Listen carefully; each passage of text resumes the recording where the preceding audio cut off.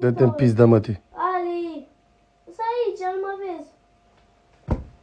Dar și face așa că se amâne în cap. Păi ce, tu nu știi să înjuri? Te-am învățat și pe tine, ia spune. Nu! Nu vreau! Spune și tu, ia. Nu! Cineva e foarte important, cineva să te învețe niște înjurături. Ia spune, dă-te în pizda, mătii. Hai să te duci tu acasă să spui. Dacă zic eu acum, că vine când vine acasă, atunci. Vrei să spun? Dacă fac așa. Cine-l vede, mami? Cine-l vede? Cine-l aude? Mamă, dar învață și tu nepoții ăștia niște prostii, nu mai spune prostii, că eu când eram acasă spuneam numai prostii. Au și eu. Păi, eu știam, ripu, s-o scula bunicul, pe scândurulată cu ciocană sculată.